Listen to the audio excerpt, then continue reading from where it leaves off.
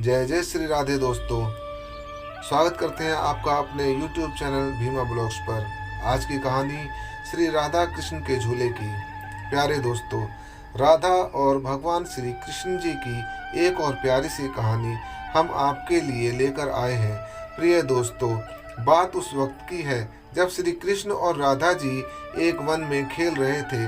श्री कृष्ण और श्री राधा जी दोनों वहां पर अकेले थे।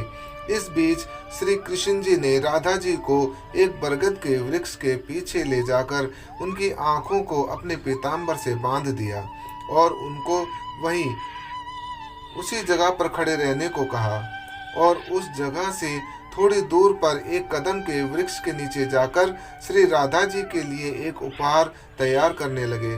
कुछ पल ऐसे ही गुजरा और थोड़ा विलंब होने लगा तो श्री राधा जी ने बरगद के वृक्ष के पीछे से आवाज लगाई कि वो अब और ज्यादा देर खड़ी नहीं हो सकती और कहने लगी कि मेरी आंखें बहुत दर्द कर रही हैं।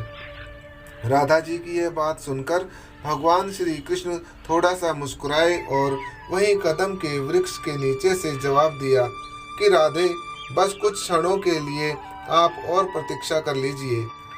उसके बाद श्री राधा जी वहीं आंखें बंद करके प्रतीक्षा करती रहीं और फिर श्री कृष्ण जल्दी जल्दी अपना काम पूरा करने लग जाते हैं और जल्द ही श्री कृष्ण अपना काम पूरा करके श्री राधा जी के पास गए और श्री कृष्ण ने अपने हाथों से श्री राधा जी की आंखों से पीताम्बर को हटाया और फिर उनको अपना बनाया हुआ उपहार दिखाने के लिए राधा जी को कदम के उसी वृक्ष के नीचे ले गए।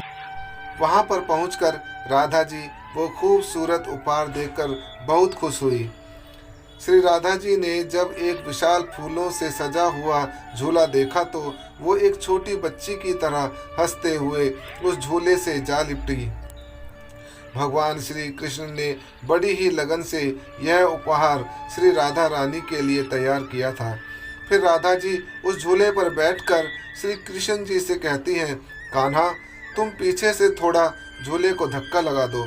फिर श्री भगवान प्रसन्न मन से झूले को पीछे से धक्का लगाने लगते हैं।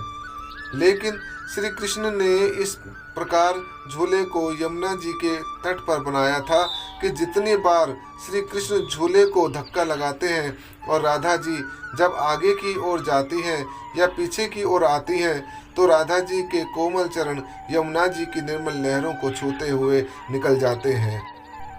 कुछ वक्त ऐसे ही चलता रहा।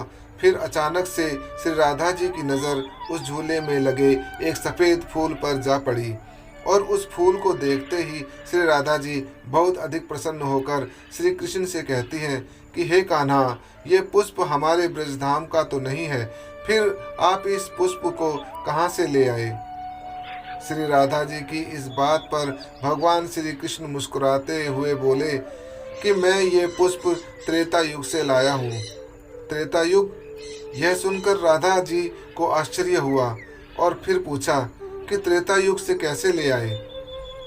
फिर श्री कृष्ण ने झूला रोका और श्री राधा जी के बगल में जाकर बैठ गए। फिर श्री कृष्ण प्रेम के आंसू अपनी आंखों में लिए राधा जी को बताते हैं कि हाँ प्रिय राधे, त्रेता युग से लाया हूँ। जब मैंने तुम्हें पहली बार देखा था तो तुम पुष्प वाटिका में थी। पहली बार तुम्हें देखते ही प्रिय राधे, मुझे तुम्हें उसी पल एक अपने हाथों से बनाया हुआ उन पुष्पों से निर्मित झूला देने का मन किया, किंतु उस समय मैं राम अवतार में था और मर्यादा पुरुषोत्तम होने की वजह से मैं अपनी वो प्यारी सी इच्छा पूरी ना कर सका। लेकिन मैंने आज के इसी खूबसूरत दिन के लिए उस वक्त कुछ श्वेत पुष्प अपने पास संभाल कर रख लिए थे और आज जब समय आया तो मैंने अपने वर्षों की उस इच्छा को पूरी कर तुम्हें यह प्यारा सा उपहार देना चाहा और मेरी यह इच्छा पूरी भी हुई। यह सुनकर राधा जी की आंखें खुशी के अश्रुओं से नम हो गई और उन्होंने श्री कृष्ण जी के कोमल हाथों को चूम लिया। उसके बाद भगवान श्री कृष्ण और श्री राधा जी दोनों एक साथ झूले पर बैठकर झूले का आनंद लेने लगे। जय जय श्री राधे, जय जय श्री राधे, जय जय श्री राधे।